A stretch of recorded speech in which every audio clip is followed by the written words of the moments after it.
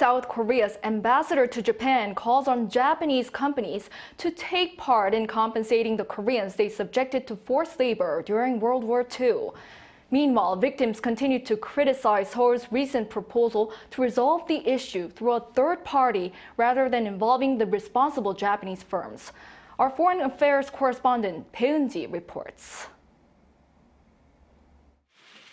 About a week after the South Korean government proposed compensating the Korean victims of Japan's wartime forced labor through a public foundation, South Korea's ambassador to Japan, Duk-min, urged the accused Japanese firms to participate in creating the fund.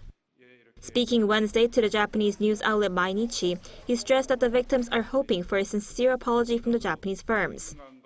He added that although South Korea cannot force those companies to apologize, voluntarily contributing to the public foundation is one way to resolve this issue. The ambassador also called for the resumption of what's known as shuttle diplomacy, in which the leaders regularly visit each other's country, a practice that has been stalled since 2011. But the government's recent proposal for public funds to compensate the forced labor victims provoked strong opposition. The victims and civic groups supporting them said this issue cannot be resolved without sincere apologies and participation from the Japanese companies. Members of civic groups gathered in front of Seoul's foreign ministry on Wednesday to protest against the plan, calling it humiliating. The government needs to immediately get rid of their humiliating resolution on the forced labor issue and go back to where they started.